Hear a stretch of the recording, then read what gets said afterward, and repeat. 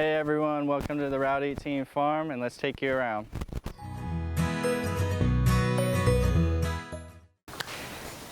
Okay, so first and foremost, for growing for profit, the number one thing I would suggest is starting small and work on a manageable scale that you know you can work on, or your employees or friends and family can help you with, so you don't get in over your head.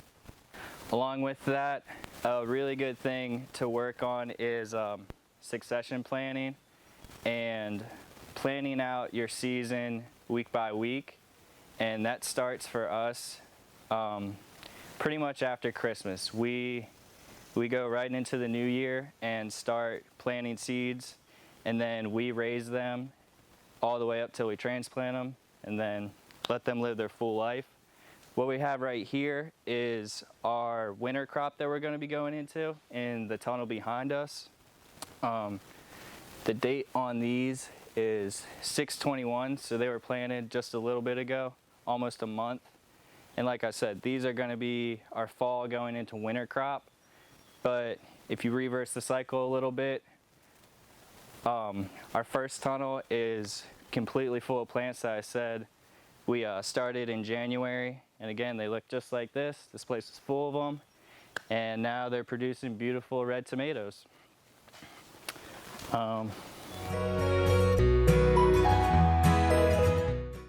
So once you transplant stuff outside, it's really important to keep an eye on your weather early in the season. As this last year was for us, we were very prepared on our succession planning. We had everything in the greenhouses ready to go outside, and then we had multiple frosts early in April.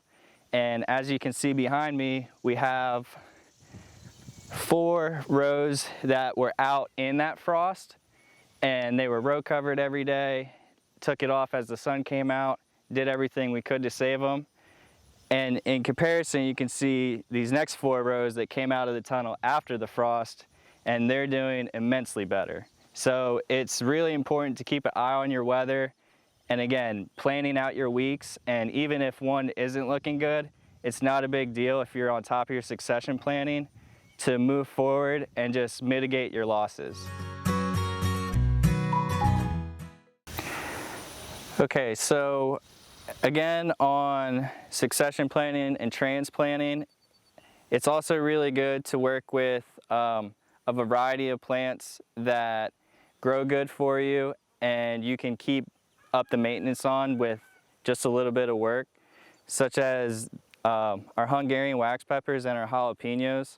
They were transplanted just 2 months back, and they're taking off great. They're loving the heat. Again, it's just really starting at a size you can manage, working through that and understanding where you can cut the fat and where you can move forward on things. And with that, I think it's important to start asking your clientele, your customers, what they're interested in, so you can get that feedback for your future seasons.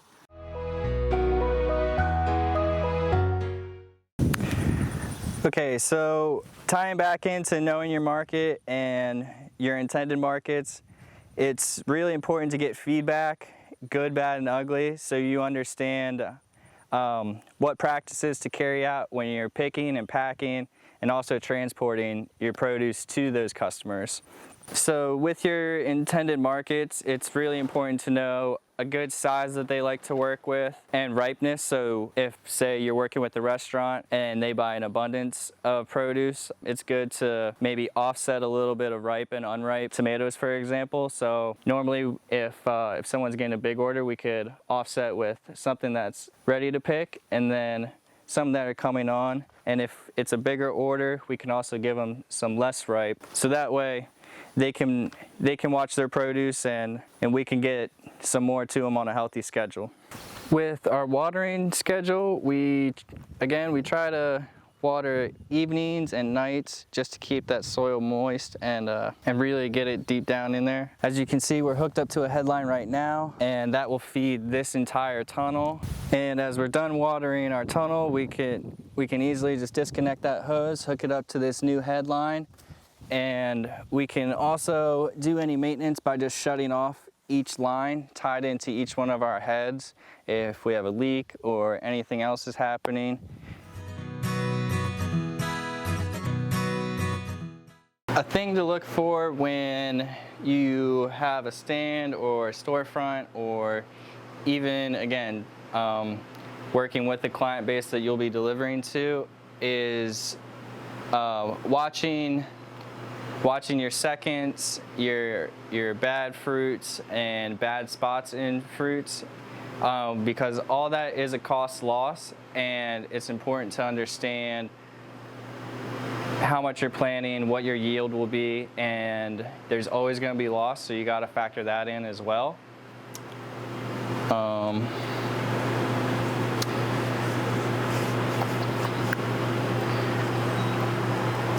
For example, we try not to give out any misshapen or perturbed fruit that is subpar to certain clients that require that level. So a lot of our storefront or most of our vending produce is going to be our second picking stuff, or maybe stuff that needs to sell that day.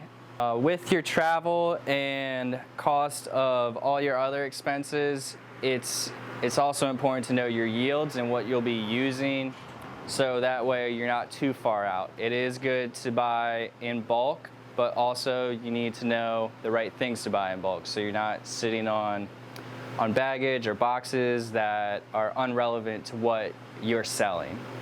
And in that, there are a bunch of available grants and fundings for farmers that cover a range of crop insurance all the way to your boxes, bags, and how you package your produce. So it's really important to do your homework, look for those grants, see what you can apply for, and try to save money where you can.